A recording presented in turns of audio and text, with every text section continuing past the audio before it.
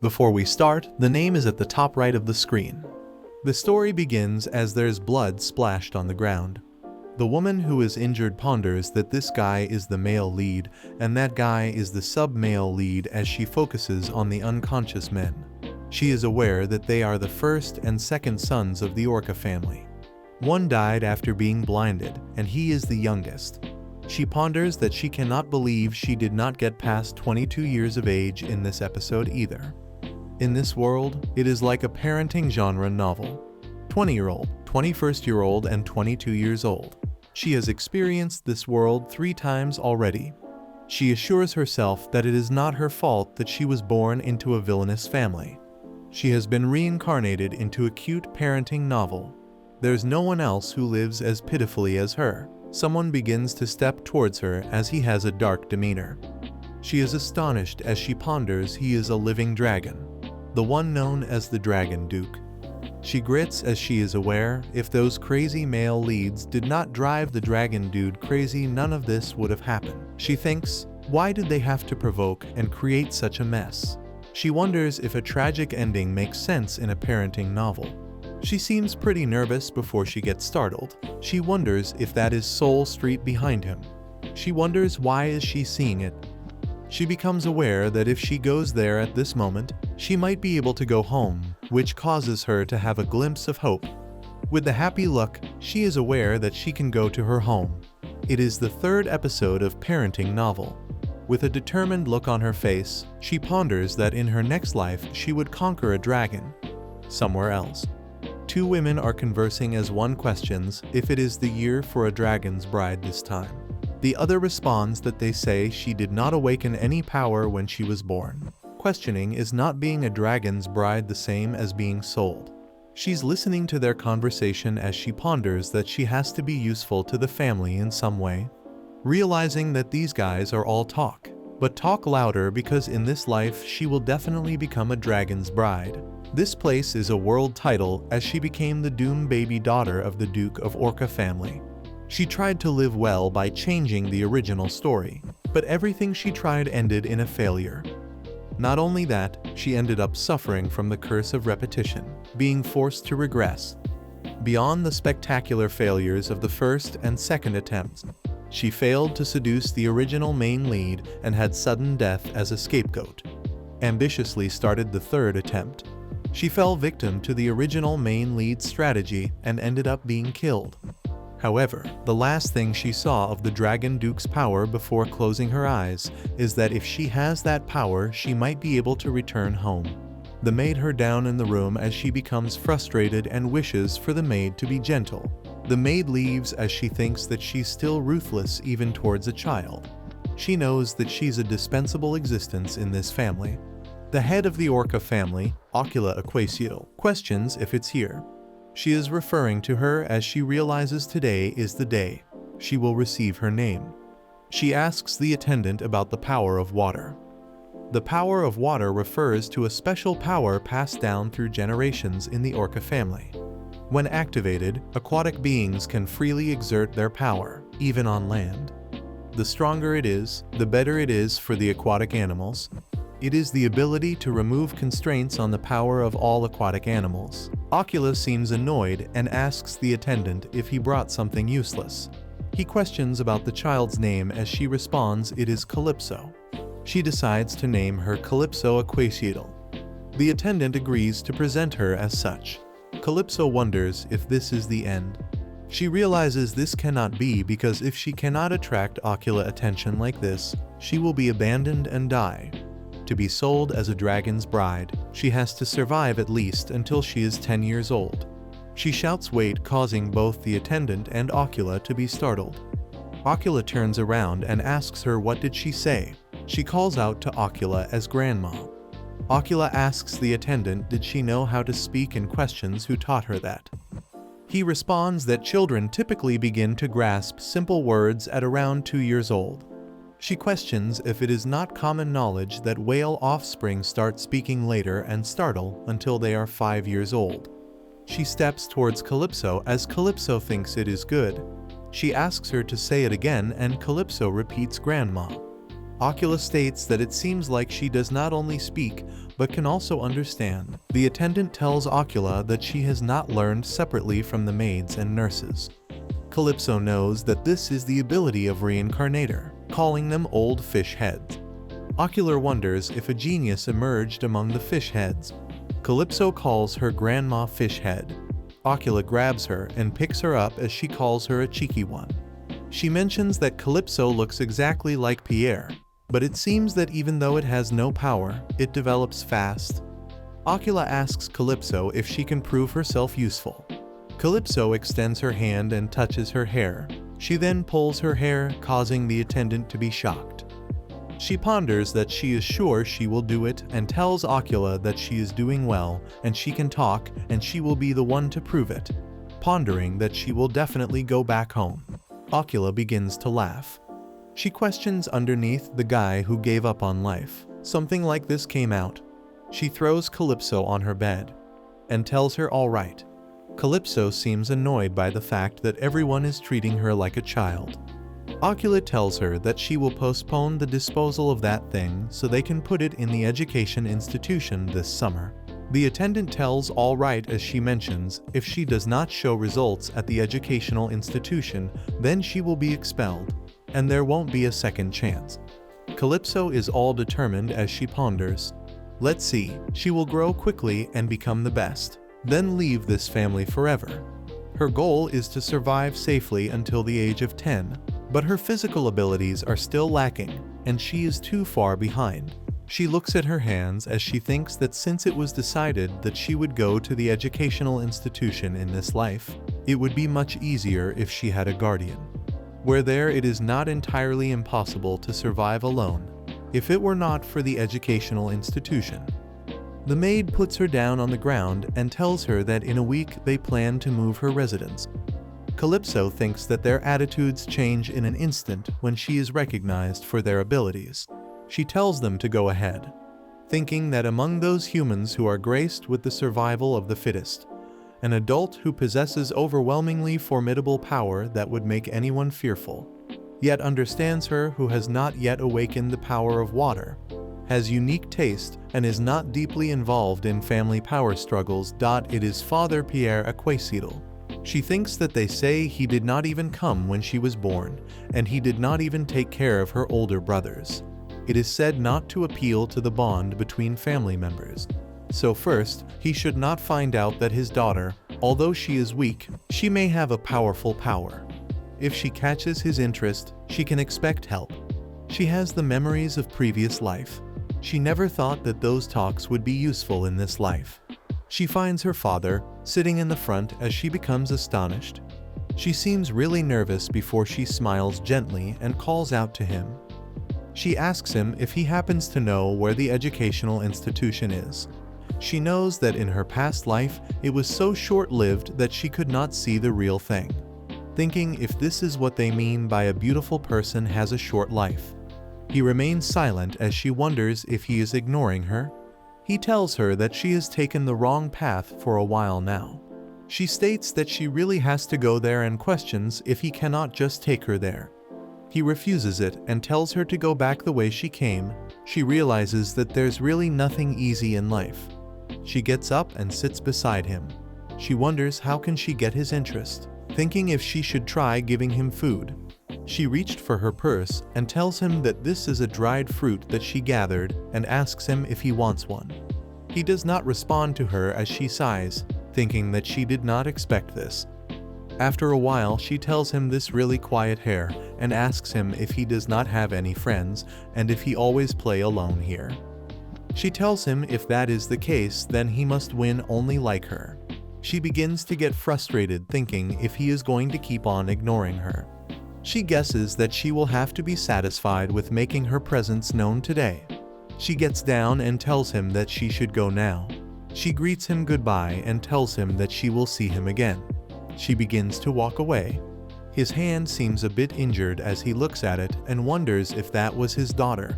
He thinks that she must not know his true identity. Students are thinking that he must be thinking the same thing. The appearance of a direct line to the appearance of a collateral family is different, but the personality looks similar. so there is no way he would not recognize her.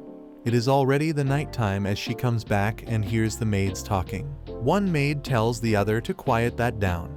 The other maid states that for a kid who has barely any abilities, it takes a lot of efforts and it is useless. If only she could just get rid of her quickly. It is a place where they leave young whales like that alone, until they die if they do not awaken their abilities. To survive in this insane environment, she needs Pierre's help. Mind thinking that she's confident in showing enough genius to pique Pierre's interest. She came out to meet her father in the morning, but she wonders if there is anything she can do about this weak body of hers. Her older brothers all inherited strength and physiques. She wonders why she is the only one who is weak. This causes her to be really frustrated, realizing that nothing is working. In her previous life, it was known as tears shed by a water dragon. She has awakened the power of water by possessing the treasure Linnaeus, but she can just rush out to find the treasure right now. She thinks perhaps her father's conquest should take priority after all. 7 questions if this is the right place and if they come in wrong. She hides somewhere trying to peek. The other responds that it is the right place. She wonders who is in here in a place like this. It is 2 guys and one mentions that they said there is a direct descendant born here. The other responds that he gets it but questions why. They say that they cannot even use the power of water. Moreover, they say that they were going to be sold as a bride of the dragon. The other one mentions that they will be recognized by the Lord and moved to the main house. If they do not discipline them now, it will surely interfere with Bayon's plan. She thinks about Bayon, causing her to think that he must be the eldest son of her uncle. She's aware that in that case, those guys must have volunteered to become collateral. They get scared finding it scary when Bayon is angry. She takes the items. They are the guys who have entered under a promising successor. It is not unreasonable for them to ignore other direct descendants. One of them states that they have to scold them harshly and make them unable to think of anything else. She ponders that she does not have the power right now, realizing that she has to escape like this. She ends up making a sound, causing their attention towards her. They both calls out to her and tells her to wait as she realizes that she is done for. They both begins to run towards her, telling to catch her as she runs ahead. They are looking for her. She continues to run, gasping for breath and realizing that she is exhausted. She knows that she cannot hold out much longer. She ends up falling down, realizing that she is caught. One of them asks her if she's really a direct descendant and why does she seem less than competent. He mocks her that she cannot even use the power of water. So how did she get recognized by the Lord? She tells him that he said it well. She questions if they both are the collateral ones under the lesser Bayon. They are shocked as one questions the other if he heard what she said or if he's the only one who heard it. Wondering how old is she? The other responds that he heard it too and asks her how did she catch the Lord's eye without even the power of water, questioning if she is not just a pest who has nothing to show.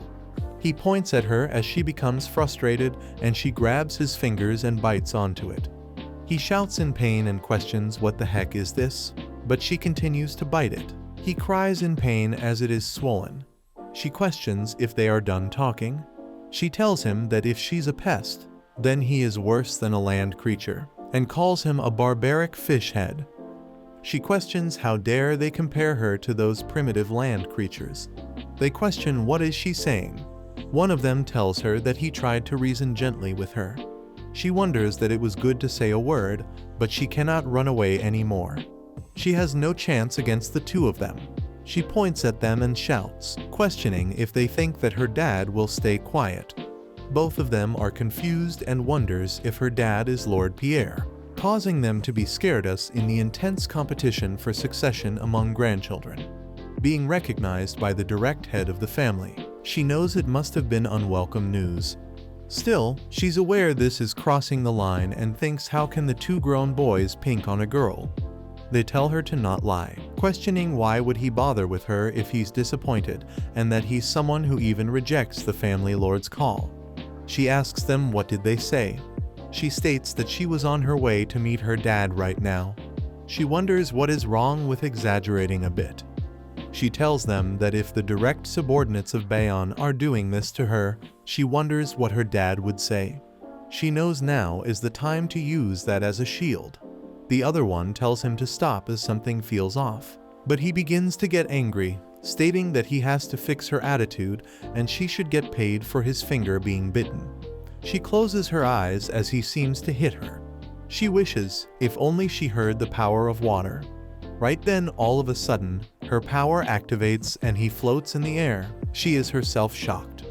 The other person tries to wake him up and questions that he said she cannot use the power of water. Then what happened? The decides to leave. She shows them the middle finger and wonders what just happened herself. She realizes that she suddenly awakened the power of water, finding that really impressive. Her father is behind a tree. She's aware that now that she's all dirty like this, she might not be able to see her dad, and she needs to treat these wounds too. It was her dad who used his powers. He wonders if she knows who he is. She mentions that she misses the time when she could be tough. Her father thinks about it, being confused. The new day begins as after that day she tried to use the power of water, but nothing happened. She realizes that, as expected, she has not awakened it yet. She knows it was going so well before someone knocks on the door. She allows them to come in as one of them Maid introduces herself as Miss A. Mrs. states that she started working here today. She asks Calypso to please take care of her. Calypso ponders that she upgraded from Miss to Princess. The maid tells her that the date for entering the Primary Education Institute has been set. Calypso wonders where has she seen this person before. She didn't suddenly remembers. To fight against the land-dwelling beast, 2 conditions were required: a commander with exceptional water power and a base with the ability to locate water sources. In a unit without a commander with the power of water, water sources were essential. She wonders where she has seen this person before, though she seems unaware of it now. She thinks that she might be useful later, so she should remember it. Missa asks her where is she going. She responds that she is going for a walk. She is told that this area has many collapsed buildings, so it might be dangerous for her to go alone, stating that she should accompany her for her safety. The Lips of Wonders is not being the dragon's bride just getting sold off. Remembering Ocula's words that if she cannot prove her worth, she will be expelled. She remembers that she was called useless and that they wished they could get rid of her soon. She tells the maid that she's very kind. Missa is emotional. Calypso thanks her, but tells her she's fine on her own. Goes outside as she calls out to her dad. He asks her if she's lost again. She tells him no and questions if she looks that stupid. She's aware that it would be unwise to ignore her. She questions if he knows how to use the power of water. He questions what if he does. She tells him to teach her as he looks like he would be good at teaching. He asks her based on what. She responds that she does not know that but just got that vibe. He asks her what does she mean. She tells him that she really wants to learn and asks them if it is not possible. She tells him that she is giving him a chance to raise a genius discipline.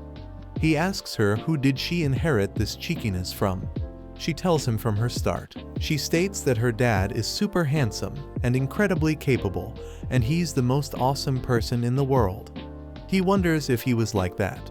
She tells him that he also loves her and he treasures her and worries that she will get hurt.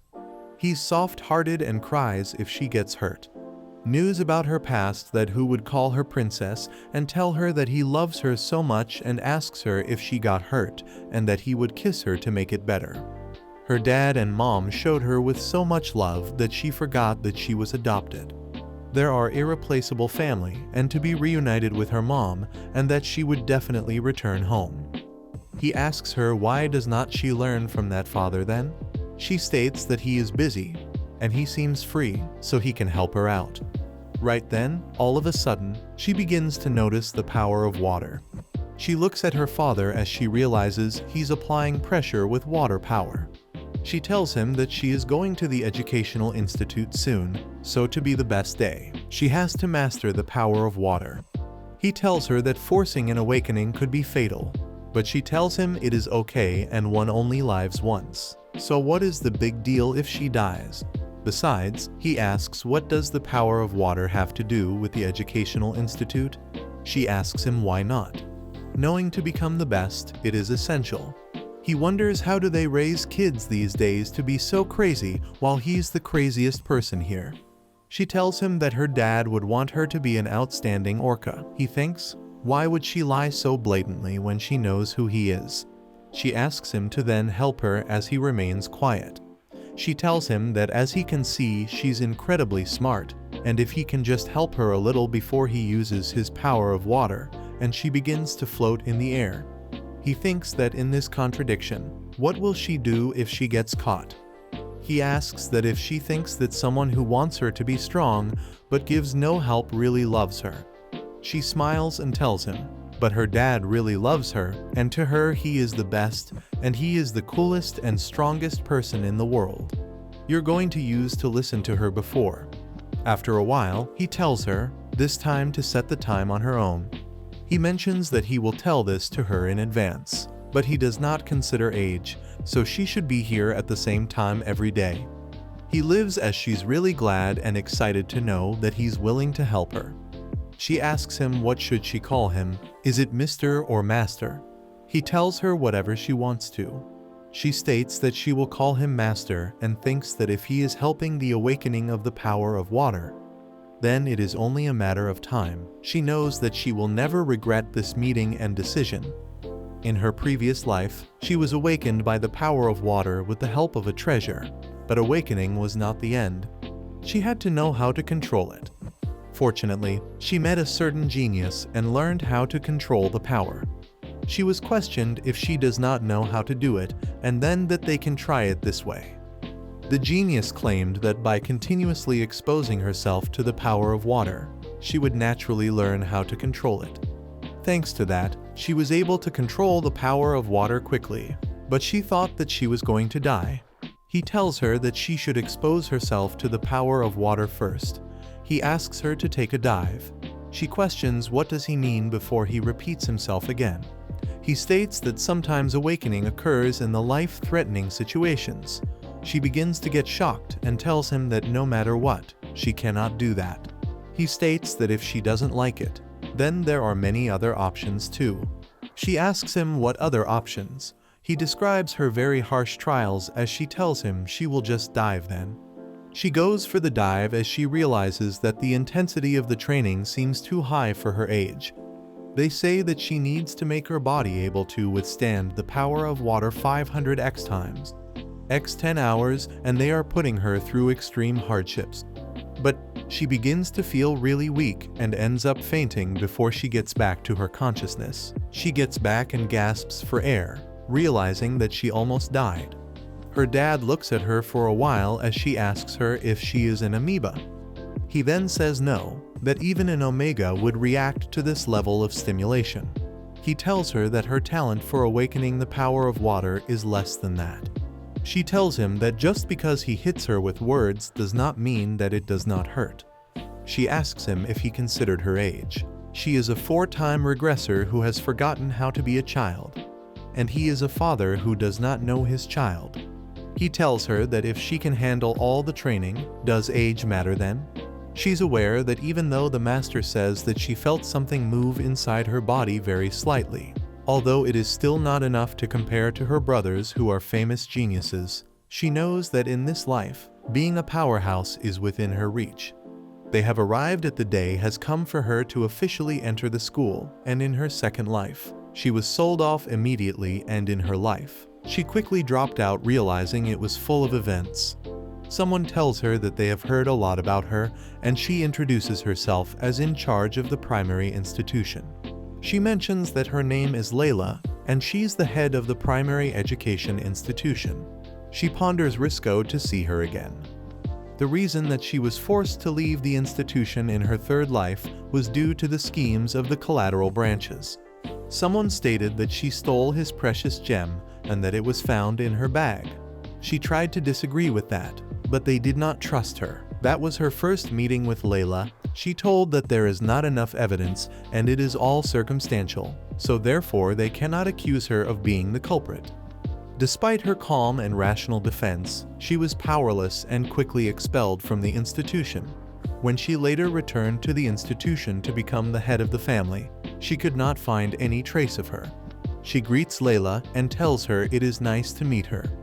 Layla is stunned and responds that she has heard about it, but finds it surprising that at 3 years old she does not only speak perfectly, but she also has impeccable manners. She tells her that she will guide her to the class she will be joining and asks her to come this way. She follows her through the hallway and ponders that she is matching with pace with her and that she is considered of her falling behind. They reach, as Calypso thinks that, come to think of it, she did not get a chance to thank her in her previous life. Everyone is asked to please pay attention as they have a new member in their class. She is then introduced to all of them. Some of the girls find her really pretty, and they also have heard the rumors that she speaks really well, too. She pointed out that it is a fatal flaw for a direct descendant of the Orca family not to be able to wield the power of water. Due to the slow growth characteristic of Orca, it is normal for all children to start speaking at 7-8 years old. So the rumors of the genius lady who speaks well are not entirely unfounded. However, if there are deceiving with some kind of conspiracy behind it, she will uncover everything they are trying to conceal. Miss Layla is called and questioned. What should they do, as not only is it impossible to continue with the class like this, Calypso sitting with others and tells them that how can they play with blocks as that is such childish games. And then when a kid is crying, she tells them that a grid wheel does not cry. When someone gives her Blankton candy, she pats them on the head and states that she will accept it gratefully. She asks Layla if she needs more time to test. She responds no, and she thinks that she should move to a higher class and asks her if she has a preferred class. She knows everything is going according to her plan and she has been waiting for this moment. She thinks that it is good that everything is going according to the plan. She has been waiting for this moment. She is asked which class she would like to go to. Ship orders that she needs to catch her grandmother's eye, which means that she has to be the very definition of a genius. She asks to put her in the 8-wheel class in the Alpha section specifically. It is the class with the older students in the primary institution and the one that gathers the best students. She questions her about it. Asking if there's anyone in that class who can speak better than her, she is told that she would be the best, but she must bear the consequences of her own choices, questioning if she understands. She responds that statement alone means that she is not treating her like a 3-year-old, right? Yes, she responded, said she's impressed aside from when her third brother came to the institution. It has been a long time since she has been this surprised. And speaking of which, she is asked who told her about the educational stages in the institution. Calypso responds that her dad told her. She mentions that her dad loves her so much and he told her everything in detail. She is then guided to the class that she chose as she steps in. Layla thinks that did he really take care of his daughter, as he had never once gone to see his children, and it was basically public knowledge. And if the lady and he met and interacted in secret. Rumors spread faster than use, even if she cannot control the power of water yet. If her father is helping her, awakening is just a matter of time. Rather than the appearance of just another genius child, a new successor challenger might have appeared. Calypso's scheme worked far better than she had thought. It went much more smoothly than she thought. He asks her what went smoothly. She tells him that her great abilities were recognized. That is what went smoothly. He states that he does not understand why she is excited. She cannot control the power of water. She will eventually be eliminated. She tells him that he's just a killjoy, but she understands because she is 3 years old, who is also able to have a great conversation with a socially awkward person like her. He asks her if she wants an additional 10 laps today. She tells him that she'll make a 33-line poem instead, but she asked him to look at her muscles, questioning if he has ever seen a 3-year-old with such endurance. With these muscles, she might be able to break stones soon. He finds it really strange she cannot produce water, but her physical abilities keep improving. He asks her to follow him as there is training to be done. She follows him as she tells him that his house is really nice. She finds it more tests compared to what he can do. That is because he fell out of grandmother's favor. He shows her the place. She questions if that is a pigsty. He tells her it is rude that she's comparing it to a livestock. She apologizes to him and asks him, "But what is this messy room?" He tells her that this is his room, and from now on, using the power of water, she will clean it up. She asks him what does he mean. He tells her to clear it up. She states that she heard it, but why cleaning? She questions, should not running use the fact that the power of water is strongest for hitting someone? What is the training related to awakening, since the power of water also requires endurance? It tells her that sometimes she speaks as if she knows that power very well. She asks him if he wants her to use the power of water, right? He tells her that she understands it very well. He mentioned that there are several ways to apply the power of water. First is fear, intimidating her opponent with her presence. Second is materializing water and controlling it freely. Third is removing the restrictions that water beings face on land. Fourth is using the power of water to enhance the body, which you can only use enhancements so far. If awakening is not far off, she will have to keep using her powers regularly. She wonders if he messed up the room on purpose to train her, finding him a strange father. She calls out to him. Her attention goes towards his expression as she realizes there it is again, that expression of someone with no regrets in the world. She wonders if it is because he is sickly and in pain. It is the nighttime as she is still cleaning it up. She asks him where should she put this. He tells her to throw it away as it is useless. She knows if her father reacts like this, it must be something important, as this is what her past life's knowledge is telling her. She tells him all right, she will throw it away as she puts it in her pocket. She questions, is not this his? As he responds no, it belonged to his wife. That surprised her, realizing there was no warning before saying that. Even though she is living a repetitive life, what she knows about her mother is that she was an orca and a good person. That is all she's aware of. There is nothing else. She ponders that she does not plan on asking. He tells her it seems like the work was too easy. She responds no, it was not. He states that she should hurry up, questioning if she's planning to do this all night. She becomes really frustrated, but thinks that using her powers continuously is helping her improve. She feels stronger compared to just running. He observes her and smiles slightly. Her body aches. She's told that as she had requested, she will continue to use this place. She understands. She's aware that if she goes back to that main house, it will be harder to meet her father, even though he said that she would be doing laundry next time. He tells her to not question his training. She wonders if she should just quit all this training. She is then called as she is asked if she should go now. Kalispell finds her more polite than yesterday. She's told that she has become quite famous in just one day. It seems word has spread to at least 16 of the Orca branch families, causing her to be shocked, thinking if the news from yesterday spread already. She was told that the teachers present yesterday each had loose lips, that one of their father is a flying fish being. She wonders if it is flying fish, then they are known for being chatty. And since it was shocking news, gossip tends to spread faster when it is scandalous. She knows. It sounds like they think her story is scandalous. Layla tells her for some time. It is the kind of story they hope was scandalous. The work of family consists of about 32 branch families centered around her grandmother. Adding the marine vassals makes the number huge. They all support different successors, so it is no surprise they see her as a thorn in their side. She is getting upstairs as Layla tells her that she is not just talented in languages, but also climbing stairs as a 3 years old without any sign of struggle. She responds yes. She was told that at this rate she could rival not just Bayon and Sort, but even Baluz, the first and second uncle's son, and her eldest brother is called a genius of the century. She asks Layla what does she think. She responds that honestly, her every action is astonishing. Calypso tells her that she might want to brace herself. It is only the beginning. She's shown that over there is also top-level alpha class. She tells Layla that in just one day, the rumor of her being a genius has spread, and now she is entering the top class, finding it really impressive.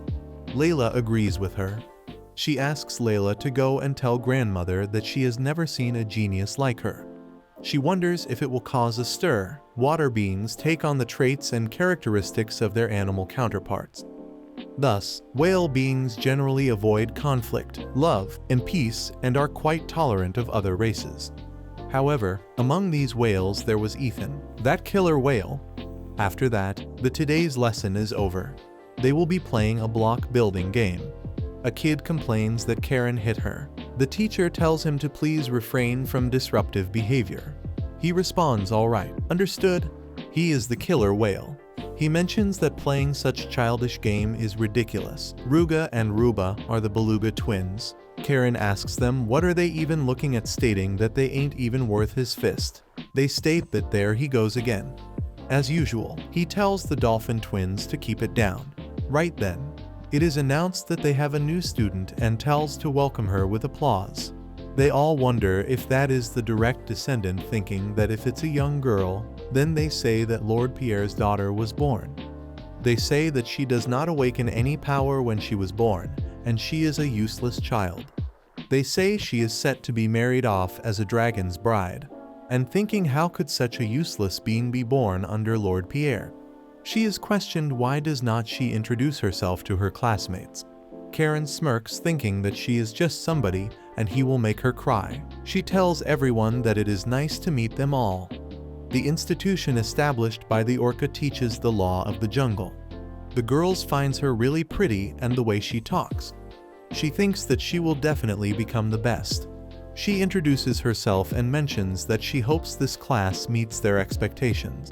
The teacher asks if everyone heard her, and asks the students to please welcome her with a warm round of applause, stating that now they're going to play with blocks, and asks everyone to be at their places.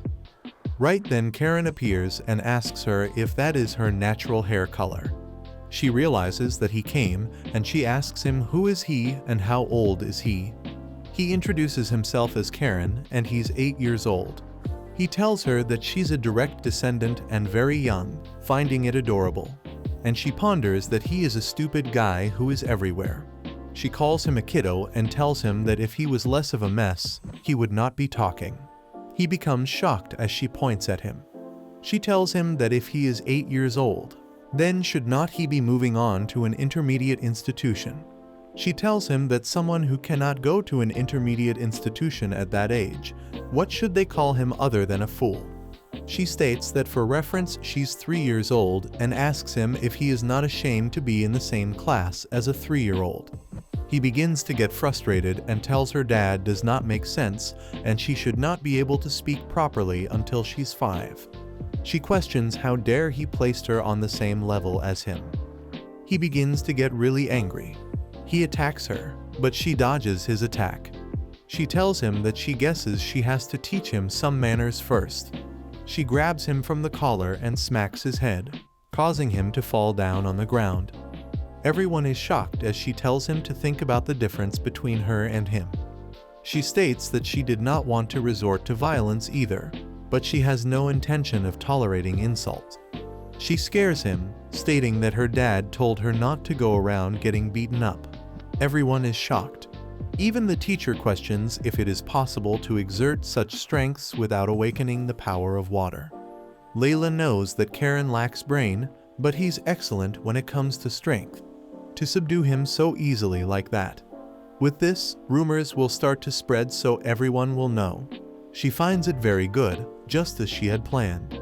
She is aware that she has taken over this class now, and this is the attention given to the boss of the land. The teacher tells everyone to take their seats as it is a great whale needs to study hard. When she is back home, she realizes that today was a fulfilling day. She was told that there won't be any further need to transfer classes and she might stay in the beginner institution for a long time. She suddenly called us. She's greeted. She was told that she saved their class as Karen always picked on them and she destroyed him. She wonders if these are the white beluga dolphins. She knows that white beluga dolphins were known for their intelligent and righteous character, by killer whales' standards at least. She questions what are their names. They introduce themselves and that their name together is Ruga Ruba. She tells them that it is nice to meet them and asks them to please look after her in the future, stating that they will be the first she has met who shares a common name with her. She wonders, could it be that her third-grade teacher was also a dolphin? Although he was unlucky, he was a clever fellow. They tell her they are deeply grateful to her, stating that their mum said she should be nice to someone they met for the first time. She tells them that she does not think this is the first time they have met, thinking what is wrong with them all of a sudden. She is then asked if using the stairs hard, and if she's strong enough. She tells them that now. She has never found it hard, but they still pick her up, telling her that they will help her, and they are her friend from today. She got used to it. She thinks that it seems like she has acquired some cute underlings. All the servants are there as she wonders why are they here. She has not seen lots of these faces before. She is told that it is an honor to meet her. She questions what is all this about. He just wants it. According to Calypso's wishes, during her stay in this building, servants were sent from their domain to ensure that she has a more comfortable stay. She wonders if that is why the previous maids looked so dissatisfied. She thinks that now that it is like this, she should handle it step by step. She states that she will use her own personal caretaker and calls out to Miss A. She mentions that she was the only one who was kind to her, so she would go with her, especially when it came to making sure she had meals. She questions do not they do that in the main house, stating that here it is pretty common for the staff not to be given proper meals. She stole that it is because only the strong survives, which she tells him that it is the rule of the Orca family and she knows it very well. She tells him that what enduring scalding hot baths to the point of getting burns is that also a rule that Orca family holds. She states that she does not think neglect and abuse towards children are trials that needs to be overcome. He asks her if these things happened here. She tells him that that's why she's going to tell that about all of this. He asks her if she means Pierre. She tells him that he is very curious about her. He asks her if she will allow it. Then he will conduct a thorough investigation of the staff here. He is aware if they do not act now, it will be a disaster. She tells him all right, stating that other kids might have been affected too. She asks them to make them pay for their sins. She states that she will make sure to tell her dad everything he asks her to take care of it. She grabs onto Missa and tells her now that it has come to this, she should please take care of her. Missa responds that she will do her best to serve her. Missa is out as she thinks about Calypso's words earlier that she does not think neglect and abuse towards children are trials that needs to be overcome, realizing that she said that she was a genius. In her room, she remembers that in her previous life, the whole dolphin family was annihilated. The white dolphin and dolphin beastmen are particularly intelligent. But in the third life, the white dolphin family was wiped out before she could do anything.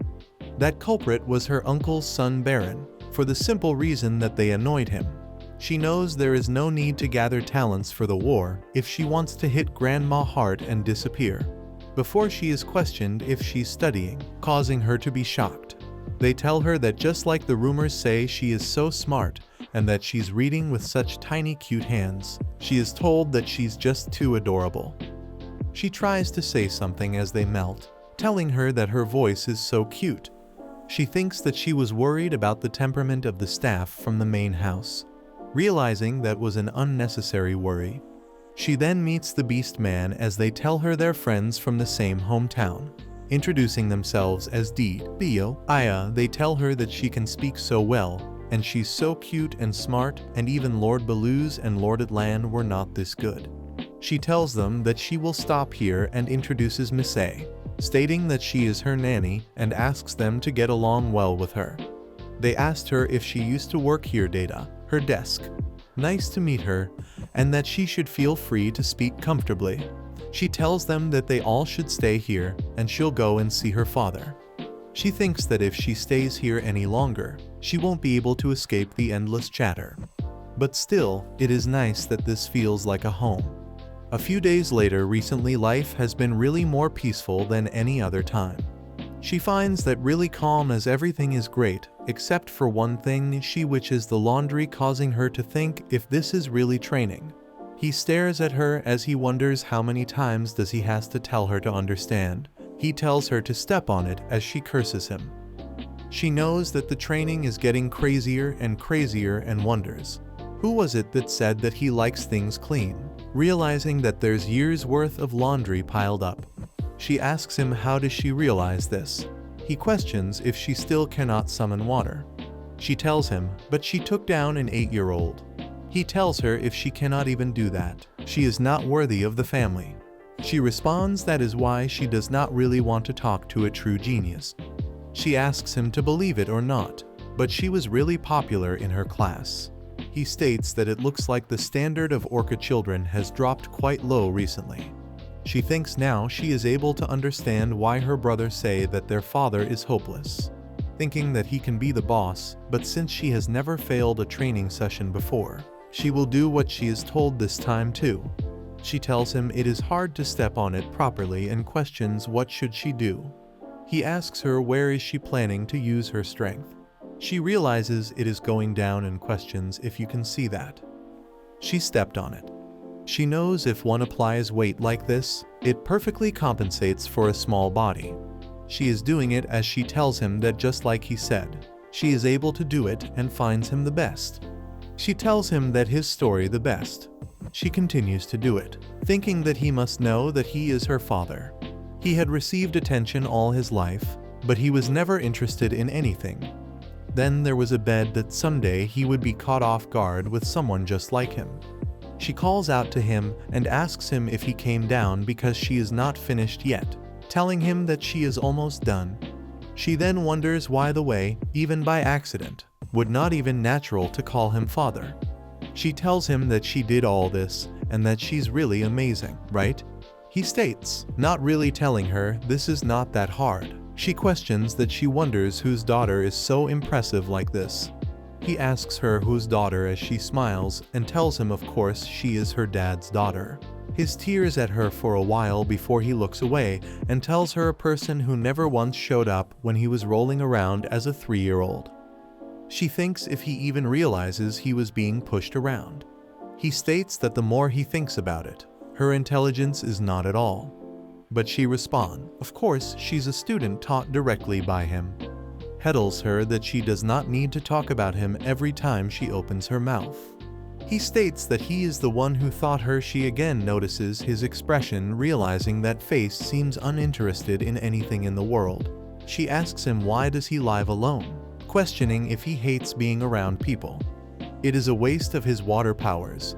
People called him weak, and that he's a vessel that cannot contain such an amazing ability. He states it is easier without bothers some people around. She questions if that is why he looks so indifferent, like someone ready to disappear at any moment. He does, so that is not entirely wrong.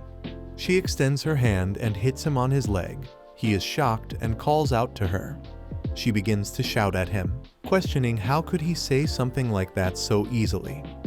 Realizing that some people have had to live such hard lives, she tells him to not say things like that so easily in front of a bright 3-year-old, questioning if he is crazy.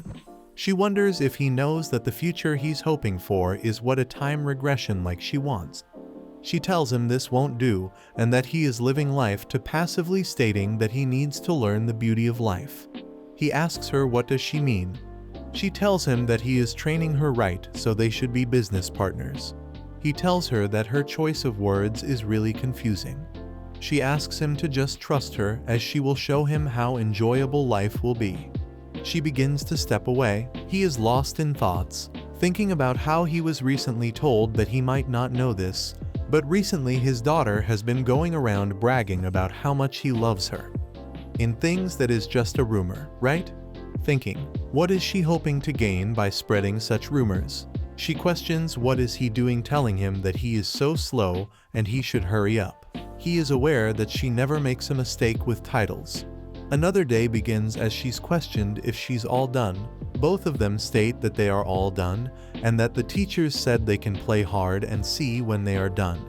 So they question her if she wants to play with them. She tells them that she does not play such childish games. They find her really cool, thinking that is how his father talks, and that they also wants you to think like that.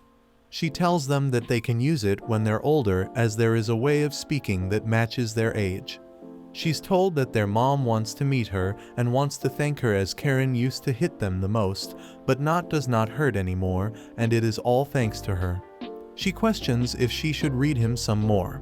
They tell her that they will be loyal to her forever, as she tells them it is loyalty and that they do not need to give her anything. But she has a question. She questions if they have ever cooked fish. She knows fish and marine beastmen are clearly different. They think about it as they both raise their hands, stating that they have cooked it and their dad is really good at it. Two girls tell Calypso to open her mouth. They feed her food, they find her very cute and becomes excited to see her, thinking that she brought her own lunch. One of them asks how can Calypso have such a white and cute face. The other one also is curious about it, as she states that she has never met a child as gentle as her. Calypso ponders that they say bluntness is good for friendly communication with blue whales, but there is no need to go this far.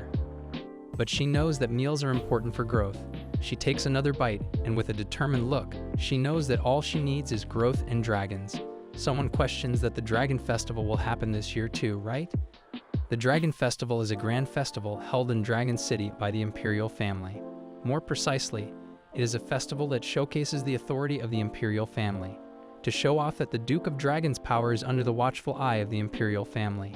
This time, only land animals and beasts men will be invited. They find it a shame, as they really want to see it at least once, but however, the underwater beings like mermaids probably would not be invited. Calypso ponders that indeed she would like to see the Dragon Duke at least once. Someone questions if everyone heard that the head of the family will be back soon. Calypso asks if he will come back soon, and just her asking that makes people find her cute. They ask her if she winked just now. She responds that is not the case, as someone questions if she could do it one more time. She decides to do it again, as three of them are mesmerized by her beauty. The head of the family was away for a while, but as soon as he returns, he will announce a family meeting. Calypso tells her that she seems to know the nature of things well. She responds that their water sisters are everywhere. It is a family meeting, and Calypso thinks if there is any way to get her name on that family meeting. She thinks that she cannot suddenly awaken the power of water right now, and it seems better to be introduced. The first thing that comes to her mind is her big brothers. He had told her that she defeated him, so he will follow her as the head of the family, and the other one also asked her to step over him. She wonders which of the three idiots she should meet. She is again told to open her mouth so she can be fed, causing her to be shocked. She mentions that she doesn't like carrots. Calypso is asked if it is because she cooked it poorly. Calypso disagrees. The person apologizes to Calypso, stating that she should not have cooked it like that. Calypso becomes overwhelmed and responds, "That is not the case." Calypso eats it, making them happy. The three of them tells her that they will bring something even more delicious tomorrow, and that they will see her again at lunchtime tomorrow. She thinks about her family meeting, wondering what are those big brothers up to, and that she should be prepared in advance. She is aware that if she goes this way, wasn't there an education institution here? She thinks that they should all be at the education institution right now, and thinks that she should be careful not to get caught, as it will be a hassle. She flinches as she hears someone questions, "Cannot they hear him?" It seems that some kids are bullying someone. One of the kids asks him if he is deaf or what. They ask if that kid is ignoring their words or if he's unable to understand because he is a blockhead. Calypso realizes that kid is Agenor. He is Calypso's third older brother, Agenor Aquaside. He appears to be in a very sad mood as he is questioned if he does not know he should greet them first when they come here. They think that his hair color looks like a rice thief, questioning how did someone like this end up in their class. He asks the kids to not do this to him. They then question each other if they heard the guy's voice, thinking that it was the voice of a goat beast. Calypso ponders. Now she remembers what she heard before. It was Agenor during his high school days. She becomes shocked as she realizes he was the kid who enjoyed being bullied. He pretended to be weak on purpose to provoke bullies. One of the kids grabs him from the collar, questioning why is not he saying anything. It is said that he almost killed those who picked a fight with him. and if he puts his strength into it now, those guys will all die, before she even gets introduced at the family meeting. They cannot make the assault case of her brother's classmate a topic of discussion. Realizing that could be a big deal, that person goes on to punch him, questioning if he's ignoring him or if he's not going to answer until the end. Before he is about to punch him, Calypso draws them to wait. Their attention turns towards her as she asks them to stop it. They ask her who is she to interfere, but the other kid asks them to look at her hair. After paying attention to her hair, they realize that she's a direct descendant, as hair characteristics visible only within the direct family line. They wonder if she is that Ruber Pierre's daughter. One of them states whatever it is, if she's connected to the direct bloodline, it will be a headache, so they should just go. They push him again and tells him that he should consider himself lucky. Calypso calls them coward. Agnier asks her why she is bothering him. He had told her once that if they had met when they were younger, he would have been a little embarrassed. It is because he did a lot of foolish things back then. There were so many things that were unfair at that time for him, and he happens to regret them a bit, thinking how nice it would have been if he had met her earlier. She asks him why he doesn't come forward. She questions that he is her brother, right? He questions what is she talking about. In her imagination, she finds it weird, thinking, did she not say it with such a cute face? She wonders, is not it a parenting thing that makes one look a little touched? He tells her to not bother him and just leave right now. She then interrupts him and asks him if he is not going to greet her. He questions why does he have to greet her? She tells him that she just saved him earlier. He is dumbfounded as he asks her what. She points at him and tells him that she is aware he was about to kill him just now. She states no matter how direct his bloodline is, that is a reason for expulsion from the family. He states that he could have handled it without getting caught though, and even if she had not intervened, before then he suddenly becomes astonished as she runs to punch him. She punches him on the head as he moans in pain.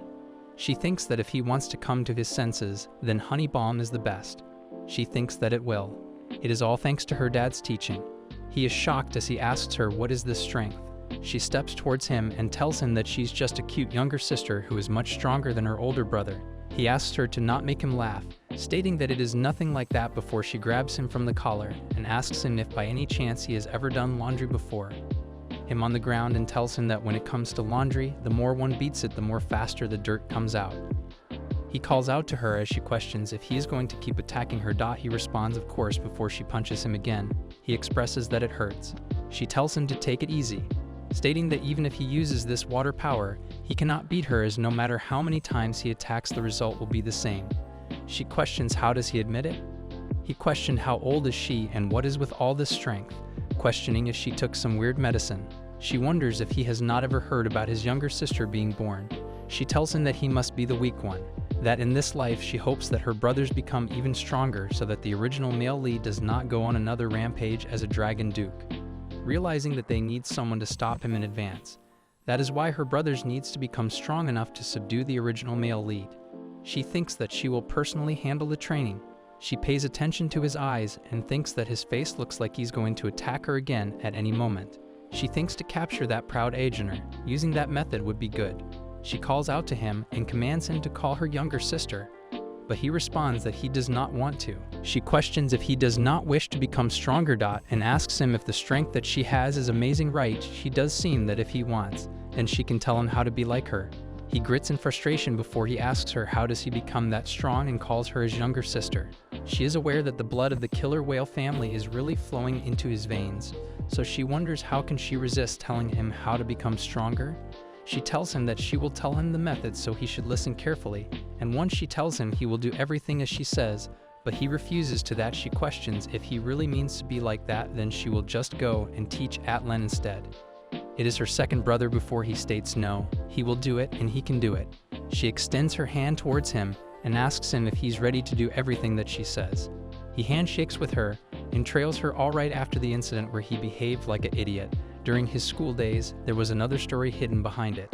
His classmates insulted his mother first. He did not accept that, but they say that no one paid attention to it, and it was heard that he had an accident afterwards. She tells him to listen carefully. She mentions that from now on he should not fight against those guys, and he shouldn't try to kill them as assault. Destroying evidence, anything like that is forbidden, and he should not even think about burying them. She asks if that is the deal, as it is a condition that lasts until he defeats her, and once he defeats her, then he can do whatever he wants. She questions if he is satisfied with that. He finds it great as he promises her. She asks her father, known as her teacher, if he needs a second student by any chance. It looks like her son as she tells him this is her big brother. He questions, so what? He tells her she's talking nonsense and he does not need it. He asks her to take him back. She tells him that today she beat him. He asks her if she won. She responds yes, and she worked hard not to get hit. So she hired him as her subordinate, but there's nothing she can use him for, so she asks him if she can just bring him here. She tells him that he is alone, just like her. He thinks about it and states that he cannot seem to stop her, so she can just do whatever she wants. He thinks that he still cannot figure her out. He knows that it is the third son who followed him, and a daughter who pretends to be ignorant even though she actually knows. He wonders what are they thinking. The young masters calls out to her. They tell her that they have prepared food to have lunch with her and that they should eat together. She agrees with them. She notices that both of them are full of energy all the time. She looks at all the food and wonders if 3 kids can eat all this. They tell her that their dad says that they should invite her to their house, stating that is right, and he said that he will also prepare a lot of delicious food. She tells them all right, as after a while she is given what she asked for last time. She tells them that her brother said he asked Dad himself. She finds it really great and thanks him. He realizes that his dad is home and tells her that she can just go home safely now. This is her dad and realizes that he looks just like the twins. It is White Dolphin family, Beast Man, Orca family. In her previous life, she did not have any relationship with them because they were gone missing before she became a householder. Originally, the place of the Orca family is a tradition that leads to the matriarchy, but Ocula did not give birth to a daughter. She stated that she will choose the next son among her grandchildren, and as long as he's really good at it. It does not matter if he is a grandson. It was unprecedentedly good news for the grandchildren who did not even stand a chance. One of the most likely next family owners in this situation is the eldest son of his uncle. Vayan, he was powerful, but his temple was cruel, and several innocent white dolphins and their families were sacrificed. She is beginning to remember what kind of bloody winds Vayan brought to the Beluga family. She ends up heading into someone as he tells her to walk properly. She tells him that if he is going to pick a fight like that, and he should not do it at all. She states that it does not look good and asks him if he thinks that she will jump in like him. He gets really angry at her, telling her that he has always walked like this. She tells him that keeping her head held high and her neck has always been straight and upright. He becomes really angry at her and questions why does not she try and show off her best skills, as it won't be long before she gets kicked out. She questions what is she talking about and asks him if he has a reason to kick her out. He tells her that you told her to be Vayan's subordinate, stating that she will regret touching his subordinate. She remembers they are the one who said that they are Vayan's subordinate. She tells him that he can then quickly go and kick her out, stating that she is also curious as to how she will be kicked out. He questions if she thinks that he is joking. He clenches his fist and tells her that he's being serious. She asks him who said that he's joking. She tells him to go and tell Vayan and come back, stating that he should hurry up and run away and then go and report to Bayan. He becomes really angry. He grabs the sword from nearby and attacks her. She gets to his side before he shouts and tells her he will not let it slide. She's aware that she does not want to fight for this matter. Also aware that if she gets beaten she will get hurt and she hates being hurt. She jumps high and thinks that her dad said not to be silent and just get beaten. She hits him on the head as he falls down on the ground. She tells him that was dangerous. The head of the education institution picks up the sword by her powers and questions what is happening. She tells Karen that decorative swords are not meant to be used as weapons. Becomes shocked as she tells him that they will discuss the rest in the disciplinary room. Even after the hierarchy of strength is important. Using weapons to cause bloodshed rather than testing strength and ability limits is unacceptable. He goes away as Calypso thanks her. She tells Calypso that there is no need to thank her. As the head of the education institution, it was the right thing to do. Calypso tells her that but she is supposed to remain neutral. She responds that she has to be fair. Calypso smiles and thanks again for helping. She looks at Calypso for a while before she mentions that it feels like she's talking to the top student of a secondary institution. Calypso asks so if she needs an explanation, and if she should go to the disciplinary room too, or write statements or interviews. Calypso is told that they heard everything echoing through the hallways, so there's no reason for her to go to the disciplinary room. Besides, he asked him to take good care of her, so this is surprising. This is the first time. Calypso questions about he. She is then shocked as she is told that it is her father, Mr. Pierre. It is the nighttime as Calypso roams around panicking, and she wonders what should she do. She is aware that she owes Mr. Pierre debt, and she's also one of his followers. She has been boasting about him everywhere. To think that Layla was his subordinate too. She has no idea if this makes even sense. She wonders what kind of Pierre awaits beyond this. She also thinks if he has had fun deceiving her all this time, and how far did he think he could deceive her? She is aware that she has no right to complain if he turns hostile. Roughly sensing and pretending not to know, maybe this time to stop playing along, but she thinks that she should meet him first. She hopes that he is not too angry. Meanwhile, he is thinking about her words that if he needs a second discipline by any chance. He knows from the beginning that his daughter was telling shallow lies, and at this point it felt more like betrayal. She told him that Agenor is her brother. At that moment, his willingness to play along vanished. He considered ending this master discipline relationship. He was about to before she became excited, that is, when he couldn't, as he thought he could always end this relationship, which he took on out of mere curiosity. But for the first time, he did not want to let it go. She goes to him and stands in front of him. They both wonder why is this so awkward. She is crying internally. He notices something on her hand and asks her what is that. She tells him that it is something she brought for him. She shows it to him and asks him if he is curious and if he is excited. He states that he is not really excited or curious. She wonders that she did not know how to start, but if he is reacting like usual, then it must be okay, right? It does not seem like he is mad, and she does not know the reason, but it looks like he's not ready to bring it up yet. She waits and thinks. Does that mean she has to start the conversation? She's aware that, as planned, it is a recipe for rugaruba. She asks him to wait a moment. She is going to make him an amazing dish today. He questions if it is cooking. After some time, he is questioned if he has been waiting long, haven't he? She tells him that it is almost done. She presents the dish to him and states that she made a dish considering his nutritional balance, and the master's house cook interfere a little, but she does seem to look forward to it. She shows him that, as it turns out, look, really non-edible. He tells her that she considered nutrition. She states that she got a very special recipe and even covered the 3 major nutrients. She expresses that she felt bad for what happened, and it is also as an apology for suddenly asking him to take her as second discipline and for bringing her brother along. She tells him that it was very pushy of her, so she's sorry about it. He stares at her for a while, thinking of when she first approached him. Looking at the sad expression on her face, he asks her to explain the dish. She asks him what does he mean as he tells her that if she serves a dish, she should explain it. She tells him that for the recipe, the rugaruba of the beluga family, then continues to explain to him, stating that is how it is done. He tells her that he does not like it. After doing that, he does not take on just any discipline. She apologizes to him. He asks her to not make the same mistake again as she assures him that she won't. She wonders if she can ask him now and calls out to him. She states that something strange happened at the education institution today. She states that her father ordered Layla to protect her, asking what does he mean by giving her an order. He asks her, so what does she mean about it? She questions what does he think. She knows that even though he is already aware of it, she has to pretend that she does not know, and she has to ask why he is doing it. Because she saw the world end because of the Dragon Duke she did not care about. She hates uncertainties now. He questions why is she asking him, as he is not even her father. This causes her to be shocked as she clenches her face. She wonders that is how it is, and thinks where did he figure out she was lying? And why did he help her? For now she decides to just go along with it to keep things natural.